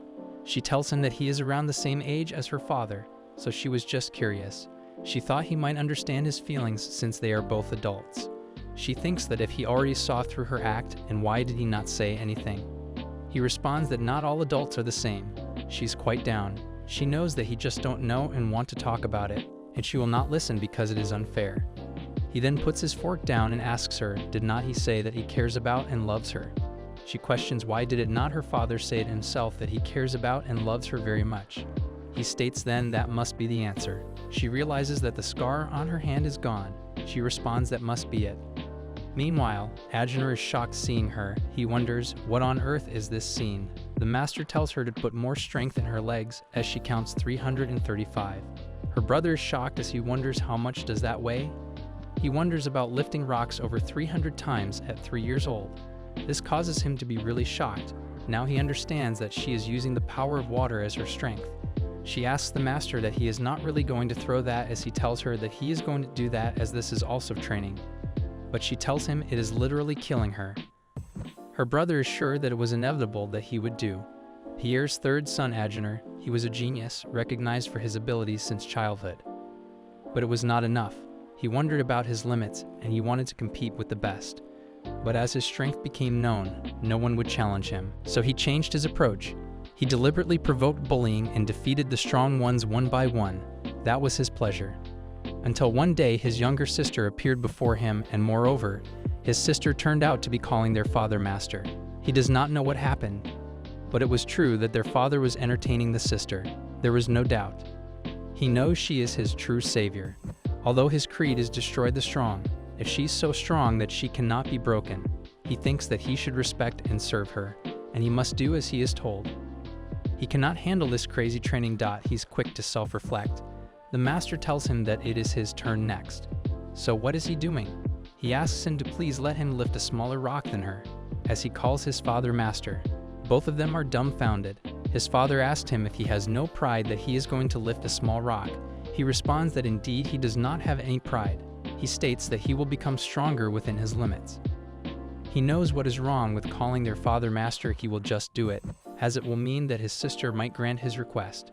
She is exhausted from the training and questions if it is over now. Her training is up as she realizes that she can finally rest. She notices a glass of water. He uses his magic abilities and gives it to her, telling her that she worked hard. She wonders what is wrong with him, thinking if he has gone crazy. She pays attention to his eyes were sparkling for her. This causes her to wonder what is wrong with his eyes. He tells her it is really cool, amazing, and incredible. She responds, "All right." He states that seeing her reminded him of something, and questions if she could grant him one request. She decides to hear it. He tells her that he has 2 older brothers, and the second brother's name is Atlan. She responds that she knows. He states he is the king. She should take care of his second brother too. She is shocked as he knows that the unlucky hot-tempered second brother, it is no match for her. He decides that he won't be the only one who suffer. He smiles and beams with happiness, telling her to make sure he cannot recover. She wonders if there was bad blood between Agenor and Altan. In some ways, they have a similar temperament to Bayon. The difference is that Atlan has a mischievous streak. Since they both hate losing, they probably were not close. In the previous life, they were perfect comrades, though not an ordinary friendship. It was filled with camaraderie, especially in moments of crisis. They would tell each other to not get hurt, and there was enough love to sacrifice one's own life. The present and the second life cannot be the same. She knows that there won't be a chance to meet Atlan right away, and things that just file away Agenor's crazy talk. The young masters asks her what is she doing? She thinks about it and questions that they are 2 siblings as well. Spawned. Yes, they are. She asks them if they get along well. They are shocked and reminds her that they do not get along well.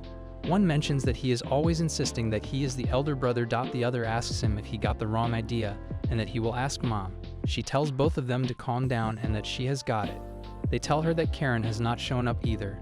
She knows it has already been several days since he has been absent. She finds that atmosphere strange. With him not coming, it feels like things are split into 2 camps. She wonders what criteria divided them. Meanwhile, Layla then appears and asks her if she's leaving now. She responds that yes, she is, and asks her if she needs anything from her. Layla asks her to come closer for a moment. She questions if she is aware that the family council meeting is about to happen. She responds yes, she is, and she will be attending as the head candidate. She was told that she should be careful as prospective candidates who are nominated so far, like her, often disappear just before the family council. She tells him that she will be fine and thanks her for her concern. She states that her dad will protect her and Layla is also there. Layla responds, "That is true, but she should not let her guard down as there are too many gaps in this large family." Calypso mentions that she will keep that in mind, thinking that her dad will not protect her and she needs to prepare herself mentally before the family council. She is also worried about the split atmosphere. Her brother tells her that is probably because of different successors to follow. She asks him why is he here. He is born so that they are going to see Master together. She questions if he has to come with her. He asks her if she is going every day as he was surprised when she came down riding a horse, and the questions if she has already made followers. He asks her how many followers does she have. He is not the first one. She tells him that if they bother her, they will die by her hand. Stating that he wants to try, she grabs him from the collar, and thinks where is his conscience. She tells him that if they follow the hairs, it would be the Baron and Sor family hairs. He responds that she's correct, and the atmosphere is similar even in the intermediate institution. He asked her how is she going to handle the family council. She responds that it is her first time participating. He tells her to not worry as he will introduce her. She knows it would not be bad if he introduces her, as the best would be her dad doing it. But that is not possible. He asks her to be careful as before the family meeting all sorts of people set up, and he has even faced off with his eldest and second eldest brothers, and he never thought about her. He questions if he will spoil her, but tells her to use it wisely. She smiles and asks him to not crawl up. Several days later, she knows it was peaceful for a few days. She receives a letter to quietly follow to the backyard, and if she does not show up, he will threaten the twins that she cares about. She finds it a very rustic line, like a third-rate villain thinking how about going to see a crowd face aunts. She goes there. It's Karen as he mentions that he is really here. Atlan questions if she is a dog, stating there is not much to see anyway. He curses Calypso so as Calypso becomes angry and questions if he's accusing her of something pretty, stating that his brain is less useful than a jellyfish. He mentions that indeed just hearing rumors makes him curious. He points at Calypso and tells her that she does know how to talk and that Grandma would not take an interest in her for no reason. She grabbed his hand, and does seem that if it were just words, would the Grandma have taken an interest. She calls him an idiot and asks him to release the twins. She states that she will hold him fully responsible. He finds it amusing, stating that it seems like Pierre's daughter isn't just talk. She tells him yes indeed, her dad is the famous Pierre Aquasiatel. He asks her to work. Is she just a woman who just trusts her dad? She tells him no, she inherited his talents the most. And he will remember that clearly. She calls out to Rugaruba and tells them to shout right now. Atlan mentions what a trick as he looks at them. Killer whales are undoubtedly strong as individuals. Every power has its own harmony. Every marine animal evolved with its own weapon. Welga aquatic human Rugaruba's weapon is screaming. Everyone begins to state that their ears hurt. It is an ultrasonic scream, but feels like it is tearing one's ears apart. She does Agenor to save the twins as he asks her to leave it to him. Atlan notices him before Calypso grabs him from the collar and asks him where is he looking when his appointment is here. She punches him. He is shocked for a moment before he calls her an insignificant worm-like thing. She asks him how does he feel like being attacked by such insignificant thing. She commands Agenor that no matter what happens, he should protect the twins. She's asked if she needs help before. She questions if he knows who she is. She calls out to the other kids telling them what are they doing? Falling. She calls them coward and points them to come after her. Agenor wonders if he can call this a battlefield. Direct fights between orcas are usually fierce because they use the power of water. But this almost feels like a dog fight. Atlan asks to suppress it, questioning if they cannot knock her down. He tells them to use the power of water, thinking that unawakened state she is at this level. It is better than the eldest brother. She continues to beat everyone up. Atlan tells them that if they cannot beat her up, then they need to take the twins hostage again. Agenor then see a man telling him to ignore him. He is then approached, as he is told that he rushed here as soon as he received his contact. But he questions, what on earth is this situation? It is the father of Rugaruba. Ruba has tears in his eyes as he tells his father that Ruga is not opening his eyes. Agenor asks him to hold on a moment for the explanation. It seems like it is almost over for the young lady too, and they are not far from the building since they caused this much disturbance by now. Layla appears asking everyone to stop. She is asked to explain the situation to everyone after she is done tweeted. Calypso asks her if she can have the time to calm down. She drinks a cup of tea as she tells Layla that she will tell her beforehand their side was the first to be attacked. That white dolphin, human twins were attacked and asks Layla if she believes it, that they are just kids and they're barely 7 years old, and their orcas are protecting the children. And she knows best that there's no interest in these facts. But it is not just about whales. It is about combat-related whales, and there are rules that must be followed in this educational institution. She slammed her fist on a table and states that advanced institution students must not harm a student at a beginner institution. It is an old rule and no one cares. What if one does not get caught? It is okay, and it is a rule that is declared in the name of the ancestors' family of the orca. It is not a matter to be taken lightly. Therefore, she, Calypso, officially requests for a disciplinary committee. But she knows that Bayon believes in her ability and status, and though it could quietly pass, Grandma hates rule violations more than violence, and she does not know her personality, so that shouldn't just rush against a time regressor. But she told us she wishes the highest disciplinary committee will be held in. Since she's related, it is essential for her to participate. She knows that won't be difficult. What she is told is that a guardian must accompany her to the highest disciplinary committee, causing her to be shocked, as in other words, even if she is going to come, she must bring her father with her, causing her to be strong. Calypso ponders that she only planned for the disciplinary committee to convene. She never expected that they would ask to bring her parents to come up here. She wonders what should she say. That she knocked Bayan down. She does not know if he would like to attend a disciplinary committee as her father. Wondering what if he begins to insist that he is not her father. This causes her to be really troubled. A person steps towards her and tells her that he has been waiting. He introduces himself as Roba Beluga. Roba Beluga is the father of Ruba and Ruga, from the White Dolphin family. He tells her that he has come to express his gratitude. She asks about Ruba and Ruga. He informs her that his wife, the Veliga matriarch, took them away. He thanks her once again, and tells her that if she had not informed him beforehand, he might not have arrived on time. She mentions that she just did what she had to do. Besides, Ruga and Ruba were involved in her personal affairs, so she apologizes on behalf of those stupid whales. Whales think that power solves everything. They ignore or disregard ethics, morality, and laws. She tells him that she is also responsible for involving Ruga and Ruba in such wrongdoing. She bows and apologizes to him. He tells her that it is hard to expect kindness from whales, as she said they are beings far from morality. He tells her, but seeing her, his thoughts change as he will accept an apology to Bayan for the violence. She ponders that it is a thought everyone has at least once, but it is difficult to actually say. Seeing Suman speak so frankly is always quite satisfying. Veluga are truly pitiable beings. Bayan threatened them to follow him, but they refused and were all killed.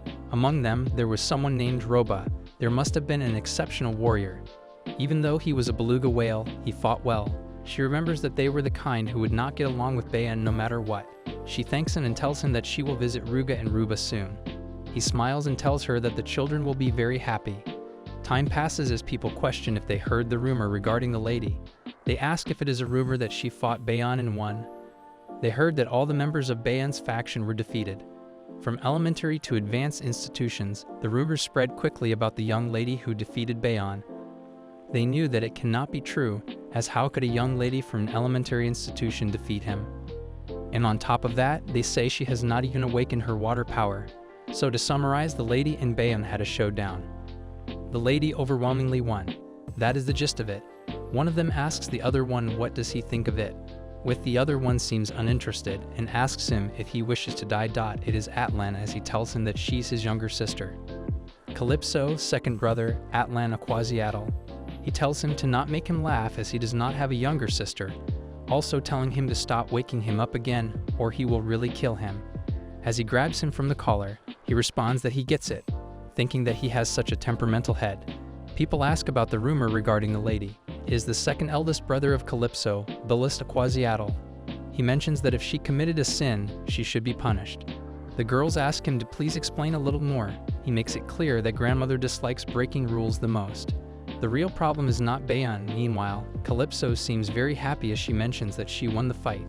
She tells her master that it is all thanks to the excellent teaching from him. Because of that, she was able to achieve victory. She ponders that to suffer like this after just one fight. They say raising a child is exhausting after all. She notices something and looks at him glaring at her, thinking what is going on.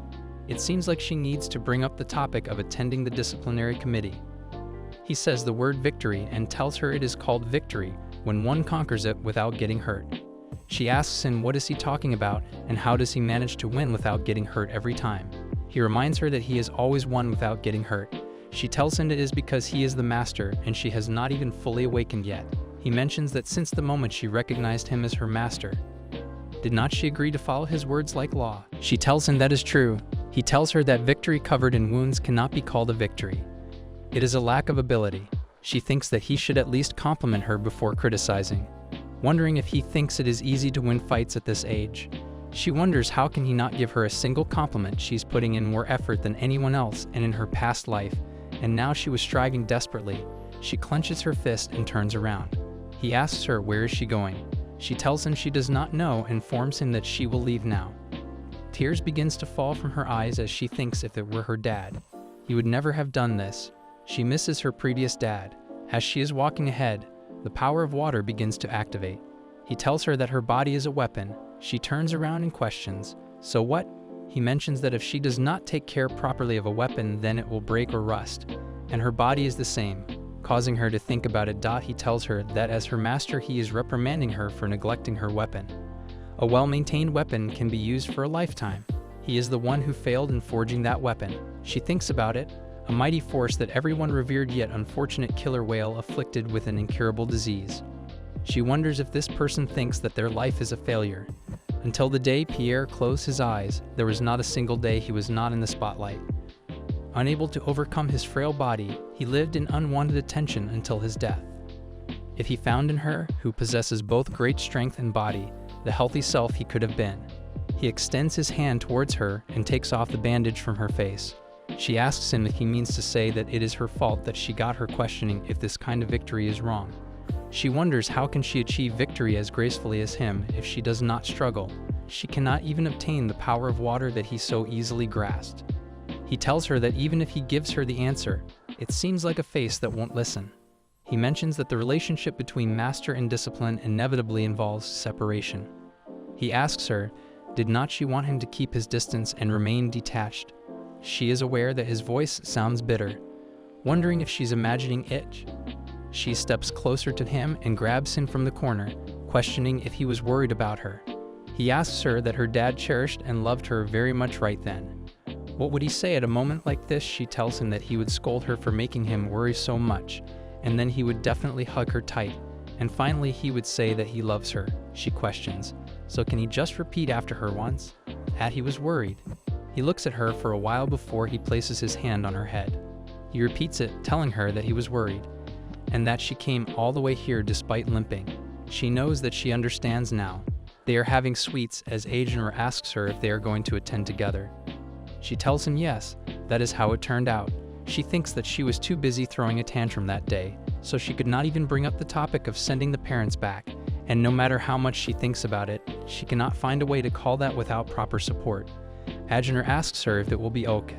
She tells him that the highest ranks require parents to attend. They were managed somehow, just both of them. She knows it is awkward to suddenly make such a request to the master. He asks her, cannot they just tell father everything this time? But she tells him no, it is not the time yet. She knows that until he sees the Duke's workshop, she wants to live with Pierre just like now. He mentions that he is not worried. His younger sister must have everything figured out. He also tells her that he did not know that the Supreme Disciplinary Committee and the Family Council meeting would be held on the same day. She tells him that is right.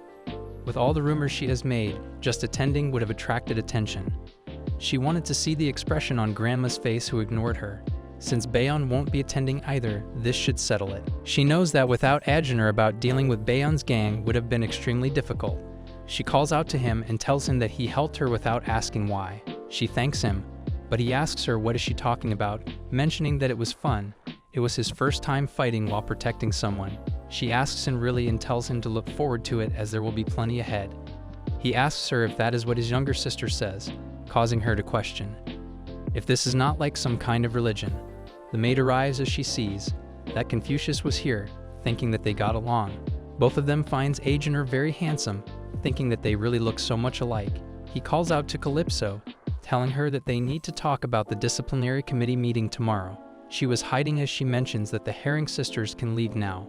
Both of them leave as Calypso tells Agenor that tomorrow he should follow exactly what she says. He listens to her carefully, mentioning that he got it and he will do as she says, but he asks her if she is sure that it is okay not to call father. She asks him to trust her, mentioning that they can handle this on their own. He trusts his younger sister completely, but still cannot think about it. Stay on the day of the Supreme Council. She steps out of the carriage. Already she ponders. Is the start of the Supreme Council. She thinks that these clothes on her feels awkward. She was told that she needs a suit and that she should leave it to them. She ponders that even if she says it is not that kind of occasion, she has to listen. But still she can feel the sincerity and knows it is not bad. She was told that clothes are like words, they are weapons. She remembers that even her father had told her that her body is a weapon. She thinks about it. She then told to go this way. As she then steps ahead, she's glad they did not bring up the topic of summoning parents first. Pierre also wanted to maintain the priestly relationship drama. She tells herself that she can do it as she is used to handling things on her own. Everyone looks at her stating so she is Calypso, finding her very cute. They state that fighting over something so trivial like that, it must be because of Pierre's blood overflowing. There are fewer people due to overlapping with the family council. Most seem to have come to see her. It is strange that the dates coincide, as Layla would not handle things like this. She is then greeted and told that she looks different today than usual. She asks do not she look pretty, as the maids worked hard. She's told that she can sit next to Master Agener. She is aware that Pierre certainly stands out in appearance, but she is dazzling in a different way. Thinking could it be the influence of her mother? They both sit together as people. Question was not, it seemed that Agener's relationship with his siblings is bad. It seems that the idea that Pierre's children only face each other when they fight was false. Calypso notices that Bayon is here too. She is aware that, as expected, the grandfather has not come. She notices that Bayon is staring at her. She shows him the middle finger, questioning where is he looking. She wonders that her grandfather must be busy, taking care of grandma's affair at the family council. It seems that grandmother has come in his place. She finds it awkward as the real power is on that side from grandfather's perspective, thinking that it is better to have a capable indirect descendant than an incompetent direct one. Everyone is told to be quiet as they will now begin the Supreme Disciplinary Committee meeting. Regardless of rank or status, she asks that they approach this meeting with honesty, swearing by the name of the sea to speak on the truth. First, it is Mr. Baron who is the perpetrator in this matter. He swears by the sea dot, and then it is time for Miss Calypso and Miss Agener, who are the victims in this matter. They both also swear by the sea. The grandfather appears all of a sudden, asking them to wait a moment. He mentions that as the chairperson of this disciplinary committee, he has a proposal. He is the vice chair of the intermediate agency, head of the Beangori family. He mentions that this meeting is convened to discuss the conduct of a minor student. Therefore, it is understood that guardians should have been notified in advance. Course chilling. Why are there no guardians with Calypso and Agener? She realizes that he has finally arrived and wonders if Layla would discreetly overlook it. She thinks that seeing that Dad did not come, they probably intended to offer their own help. And a staunch advocate of principles, she states that she does not have a guardian. Guardians are laws necessary for immature individuals, mentioning that there is no reason to be concerned about immaturity for her and her brother Agener. Therefore, they will be their own advocates. They are asked if there is a reason why Pierre did not come. Questioning is not this against the law, or if it is that he is unwell. Layla mentions if that is the case, then Calypso and Agener cannot proceed without guardians. The grandfather shouts that even the law must abide by the law. They cannot conduct the meeting with someone who does not even adhere to basic rules. Asking Calypso to summon a guardian immediately. She realizes that Grandpa's friend is not helping at all. Agener becomes worried, questioning what should they do. Bayon begins to laugh at them and asks should they just go ahead, as she says she does not have a dad, so what can they do about it? Everyone begins to laugh, mentioning that he is correct and they should quickly start the family meeting or the shop. They are told to be quiet, again reminded that they are without guardians. Calypso tells herself to stay calm as they anticipated such variables. Layla mentions that this meeting is expected to be cancelled. She asks herself to think carefully, to think of a way to turn the situation around. Before then, someone states that the law is the law. Calypso turns around as someone steps in, mentioning that naturally it must be obeyed, and the guardians of his son and daughter is now present here.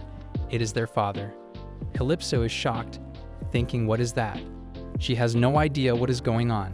She realizes that it is the first time she has been this panicked after regressing to the fourth life. Also being aware this is definitely something again Agener did not anticipate. She does not know how or why he is here, but if she gets flustered it will look strange. Besides, there are too many rumors to deny it. In that case, she smiles and runs towards him, calling him her dad. She wishes for him to please answer as she jumps at him and hugs him tightly. He apologizes to her for being late. She questions if he is okay. She thought he was not going to make it. She wishes for him to say something and agree with her. Thinking, or is it more okay to be silent? He tells her that he is feeling better and apologizes for making her worry. He asks Layla if she needs to confirm his attendance separately. She tells him that is not the case and they have confirmed his attendance. Grandfather also greets him, mentioning that it has been a while and they thought he was not coming. Her father stares that. His daughter was too worried to inform him of the time, and because of that he was a bit late. Calypso is shocked, thinking that he can even talk normally like this. Bayan becomes angry, stating that it does not count as he did not show up on time. Layla asks Baron to refrain from unnecessary disturbances as the chairmen all have acknowledged it. Questions if they think that he will just stand by and watch he begins to use his powers before he's told to remain calm, questioning. Did not the chairman say that they have acknowledged it? He's really angry, but he tries to control himself. Calypso is aware that acting like that won't do him any good. His punishment is already certain, questioning, does not he realize this is just to decide the details and severity of the punishment? If he self-destructs, it is better for them anyway. Besides, if he had used his strength, she could have seen him lying on the floor, finding it a shame.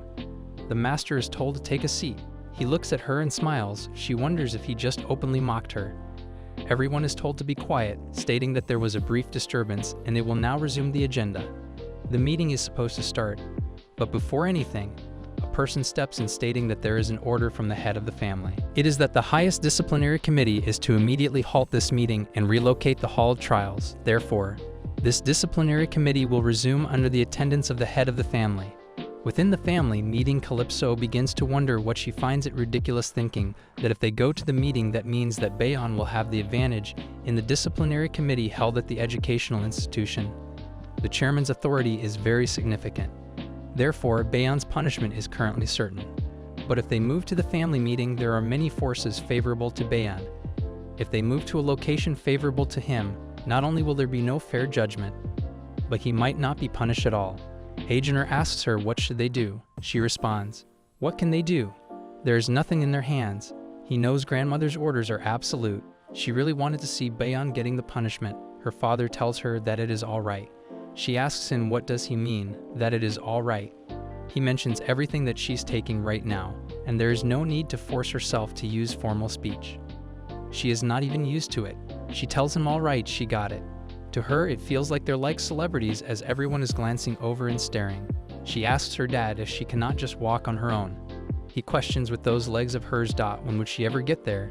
She thinks that he leaves her speechless, but finds it good for her if rumors spread like this. But she wonders, what does he gain by doing this? Hedgener asks her if she has ever been to a Hall of Trials. She tells him no, she hasn't. The truth is that she has. She calls him an idiot. He states that the family meeting traditionally rotates between the three largest halls, and the Hall of Trials is one of them, and they are right now in front of it. The Hall of Trials had two meanings. One was that its doors were bright blue, just like its name. The other was that it was a place where trials occurred. Throughout Orca history, major upheavals started from here, which is why it got its name. She knows that she is coming back to this place again. Their attendance is acknowledged. They were shocked to see his lord, stating that it is their first time seeing him in person. The grandmother questions who do they have here. She is the head of the Orca family, Ocula Aquazidal. She questions, is not this her son, whom she thought was dead? He greets her. She asks him why does not he go die somewhere, questioning why is he still alive. The atmosphere is quiet for some time before that Calypso greets her. She tells her grandmother that she has become even younger since the last time she saw her. The grandmother notices her too, telling her that she learned flattery already and that she is better than her shameless father. Calypso asks her that if he saw that her grandmother loves flattery, so he should learn from her. It's pretty motivated as she tells him that it is all right and he can start learning from now on. She ponders. That is not the problem. His father smirks. He tells her it is an interesting advice and that he will keep that in mind. She seems pretty stunned, thinking that he could smile like that. Everyone notices his smile. They all think that, as the rumors say, he really treasures the youngest princess. His eldest brother mentions that it would be best to resume the delayed meeting. He is Roisin Aquasiatal. He mentions that it is nice to see his younger brother after a long time, but it is not enough to interrupt the meeting. The people can notice that the Lord is ignoring his elder brother. The grandmother asks Rodson how dare he interrupted her. He apologizes to his mother, stating that it was not his intention. Calypso sees that he tried to say something, but got shut down. She wonders where are their seats. Right then, the maid advises them to sit. She wonders why it's Lord behind them. It is too far from the central head seat. Finding it blatantly disrespectful, she asks her dad what should they do. They are being totally disrespected right now. She notices that it is too far and he probably cannot even hear her. She calls out to him, questioning if he's listening.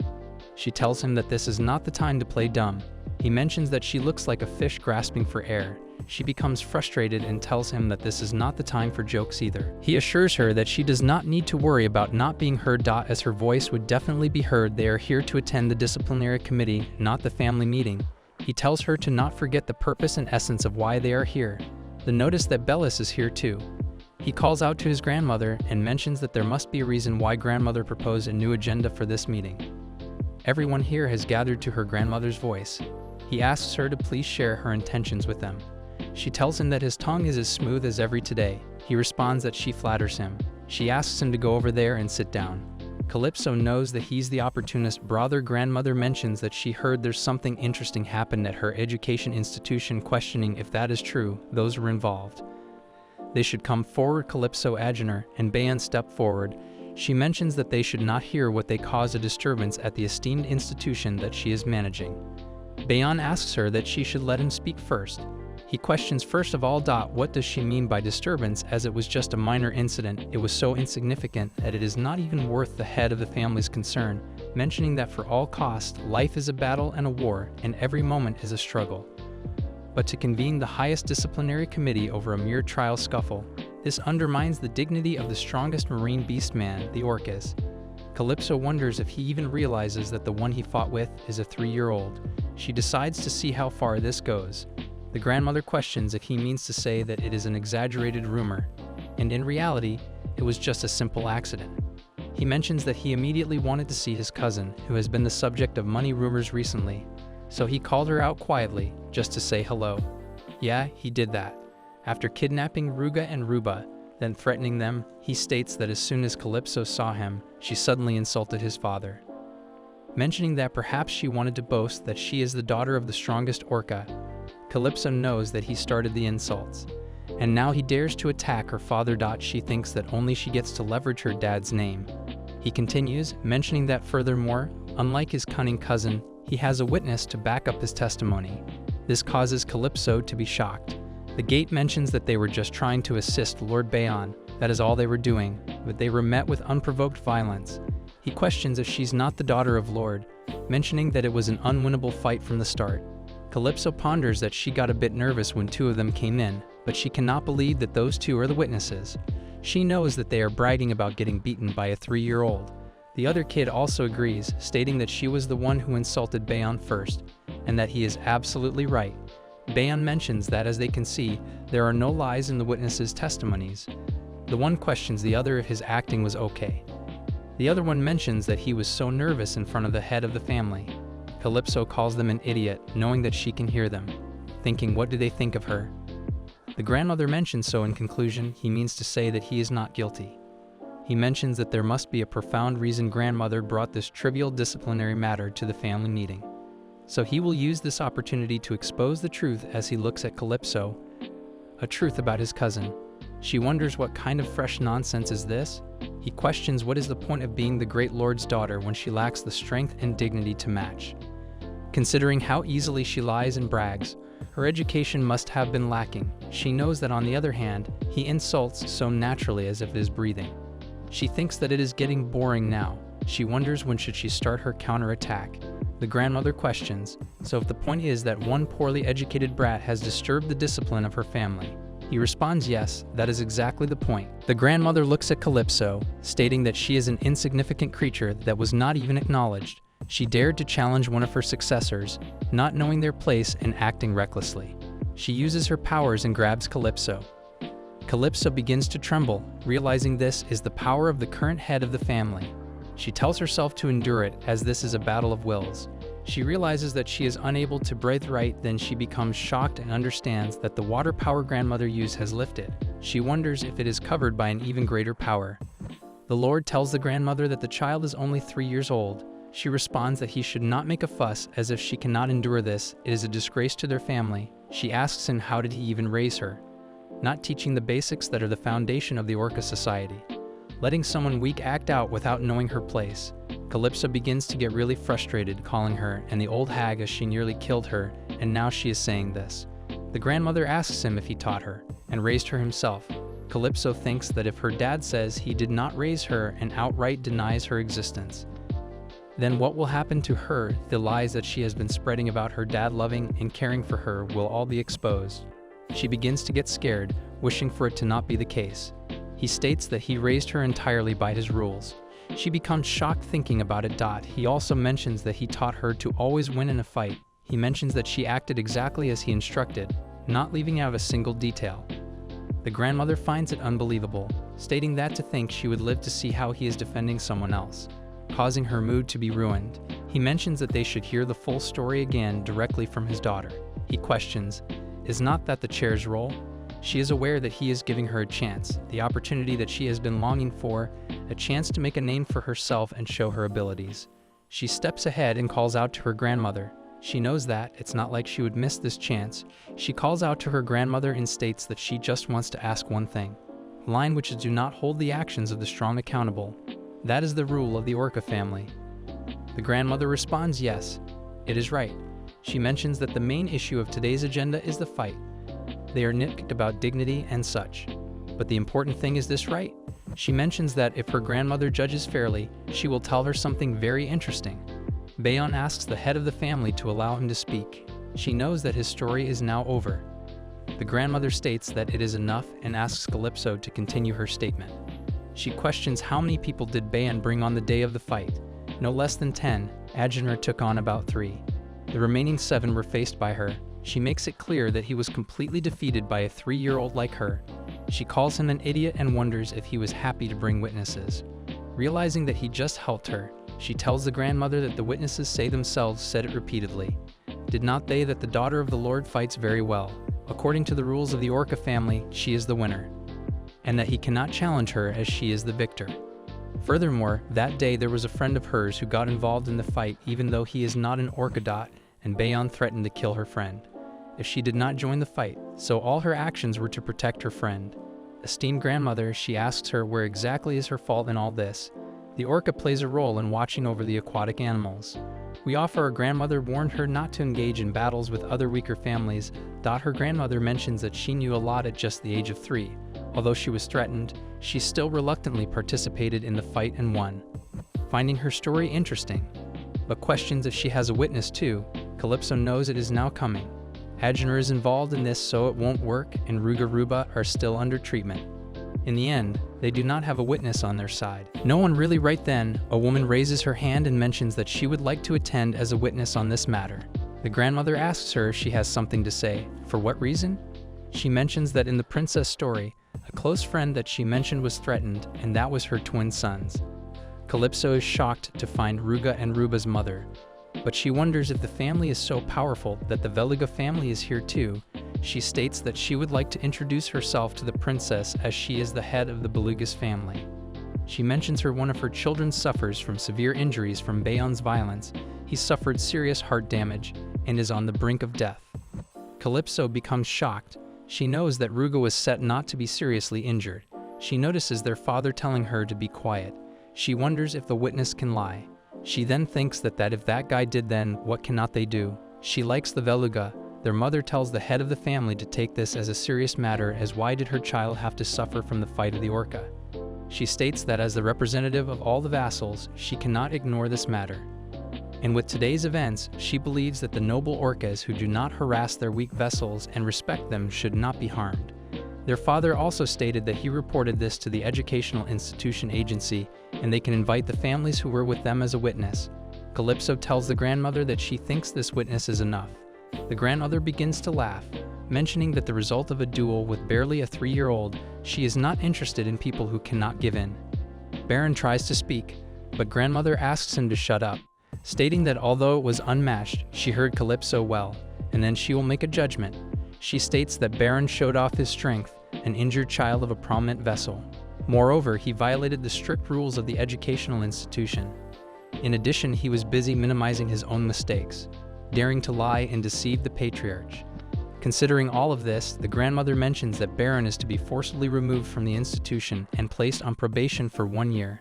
His father asks grandmother to please not do that, stating that while he clearly made a mistake considering all of his achievements so far, she should move so mercy on him. The grandmother asks the opinion of Calypso. She mentions that there is no intention of undermining the Lord's punishment. However, the biggest victims of this incident are Ruga and Ruba.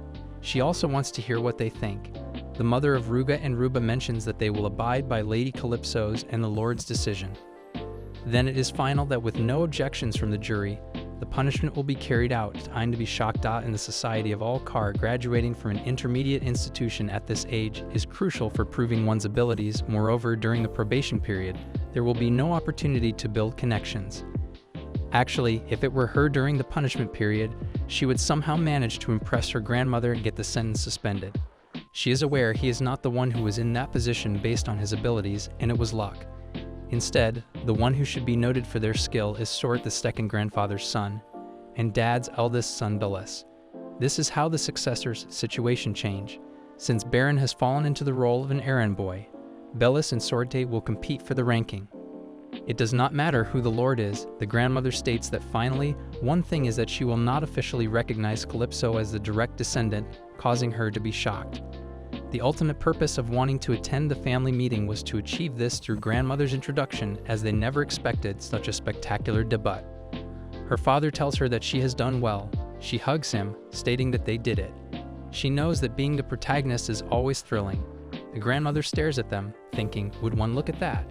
When introduced directly to the head of the family, one would expect them to be overwhelmed or scared by the pressure. But she actually enjoys the attention. The girl mother knows that her physical enhancement is top-notch, and they say she is naturally skilled at fighting.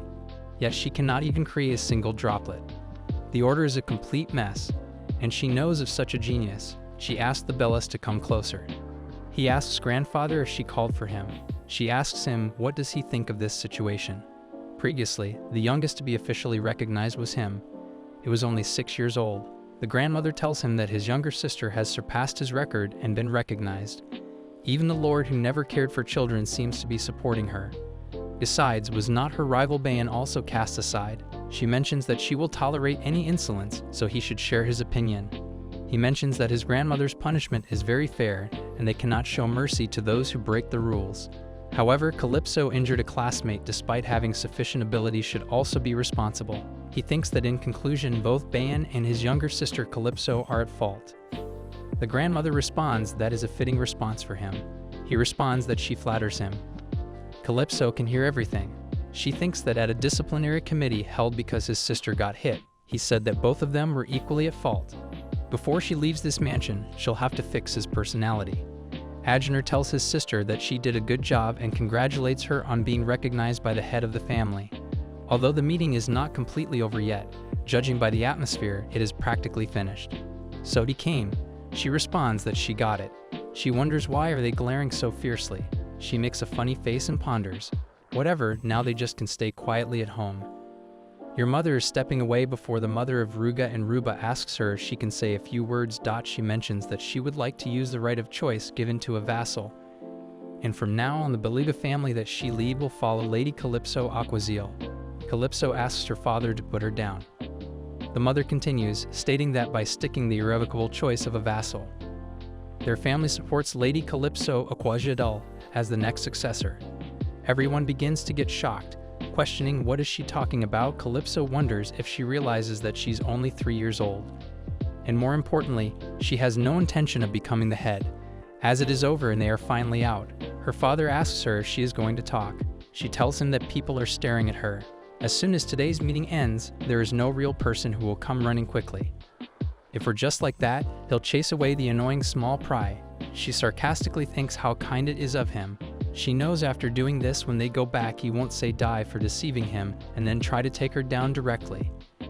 Agener steps away, stating that he is going ahead. Person runs after Agener. Calypso wonders who is that person.